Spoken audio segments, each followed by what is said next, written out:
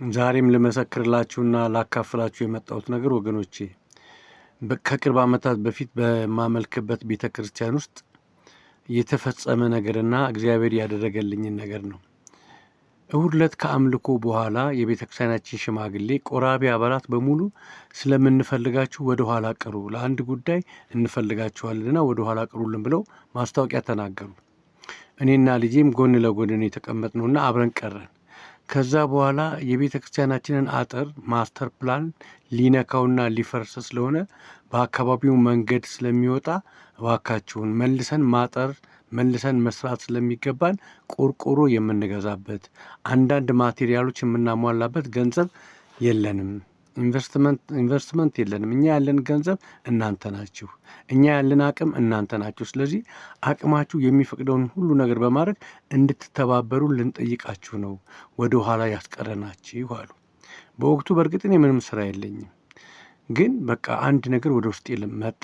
በቃ ያ አጥር ሲፈርስ የሚታየዋ ቤተ ክርስቲያኗ ህንፃውና ግንቡ ሳይሆን የሆነ የጌታ አካል የሚታይ በቃ ጌታ ራቁቱን የሚታይ አይነት ስሜት ተሰማኝና ውስጤ በጣም አዘነ።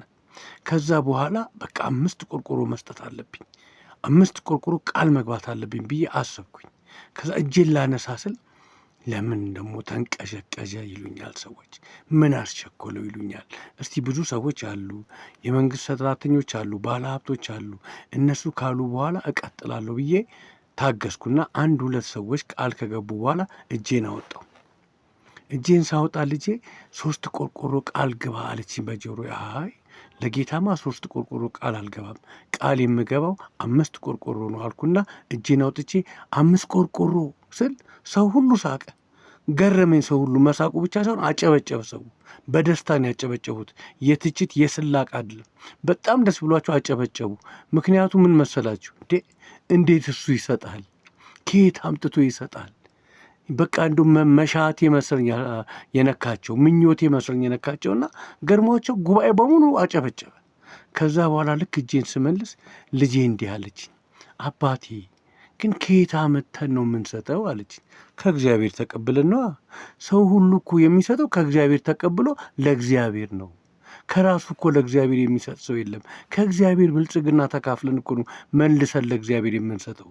ለእግዚአብሔር እኮ ፍቅራችንን የምንገልጽበት መንገድ ሆኖ ነው እንጂ እግዚአብሔር እኮ ቸግሮት አይደለም። የእኛን ፍቅር ለማየት ነው እንጂ እግዚአብሔር ከእኛ አቶ እኮ ተቸግሮ እኮ አይደለም አልኳት። ይህን አልኳትና ዝም አልኩኝ።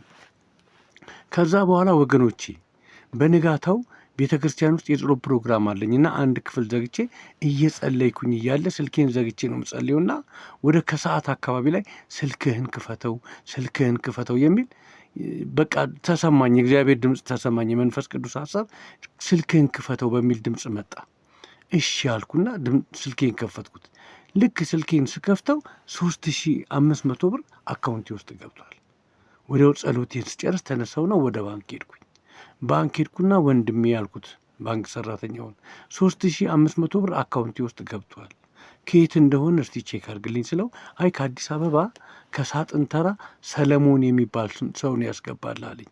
አይ በስህተት ሊሆን ይችላል፣ እኔ አዲስ አበባ ሰለሞን የሚባል ያውም ሳጥን ተራ አማቀው ሰው የለኝም ስለው እንግዲያውስ ይደር እንዳልከው በስህተት ሊሆን ስለሚችል ነገ መጥተህ ያንተ ከሆነ መውሰድ ትችላለህ፣ አሳድረን እንየዋለኝ። በቃ ይደር አልኩትና ወደ ቤት ሄድኩኝ። በንጋታው ወደ 4 ሰዓት አካባቢ ላይ ተደወለልኝ። በኃይሉ እንዲሁ ለሻይ ነገር የምትሆን ብር ልከንልሃል፣ ከደቡብ አፍሪካ ነው የሚያስገባልህ ሰለሞን የሚባል ሰው ነው ብለው ሰዎች ደወሉልኝ። ኦኬ በጣም አመሰግናለሁ፣ ብሩ እኮ ገብቶልን ከማን እንደሆነ እርግጠኛ አልሆንኩኝም እንጂ ብሩን ማደርሰዋል አልኳቸውና ሂጄ ለባንክ ሰራተኛው ነግሬ ብሩን ወሰድኩኝ። ከዛ በኋላ የመጀመሪያ ያደረግኩት ነገር የገባሁትን ቆርቆሮ የ5 ቆርቆሮ ሂሳብ አሰርቼ ለቤተ ክርስቲያን ሰጠው። ወገኖቼ ሰዎቹ ሲመሰክሩልኝ፣ የቤተ ክርስቲያን ሽማግሌዎች በኋላ ሲመሰክሩልኝ ቃል ከገቡት ሰዎች ፈጥኖ መጀመሪያ ያስገባው ሰው አንተ ነህ አሉኝ። ወገኖቼ ለእግዚአብሔር ከኛ የምንሰጠው ነገር የለም። የምንሰጠውን ሁሉ ከእርሱ ተቀብለን ለእርሱ ነው የምንሰጠው።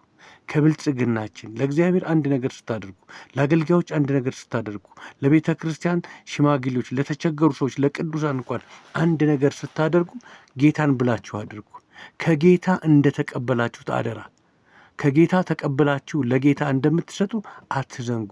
ከራሳችሁ ምንም የላችሁም። ከራሳችን ምንም የለንም። ሁሉ ከእርሱ በእርሱ ለእርሱ ነውና ይላል መጽሐፍ ቅዱስ። ስለዚህ ከእግዚአብሔር ተቀብለን እንጂ ከራሳችን የምንሰጠው ነገር የለም። ከራሳችን ብልጽግና የለንም። ከራሳችን በጎነት የለንም። ከራሳችን መልካምነት የለንም። ሁሉን ያገኘነው ከማን ነው? ከጌታ ነው። የምታደርጉትን ሁሉ ለእግዚአብሔር ክብር በጌታ በኢየሱስ ክርስቶስ ስም እግዚአብሔር አብን እያከበራችሁ የምታደርጉትን ሁሉ በቃል ቢሆን በስራ ለእግዚአብሔር ክብር አድርጉት፣ በጌታ በኢየሱስ ክርስቶስ በኩል አድርጉት አይደለም የሚለው እግዚአብሔር ቃል። ስለዚህ ለእግዚአብሔር ስትሰጡ ከራሳችሁ እንደሰጣችሁ አድርጋችሁ እንዳታስቡ፣ እንዳትሳሳቱ። ከእግዚአብሔር ተቀብለን ለእግዚአብሔር የምንሰጥ ነንና። ተባረኩ።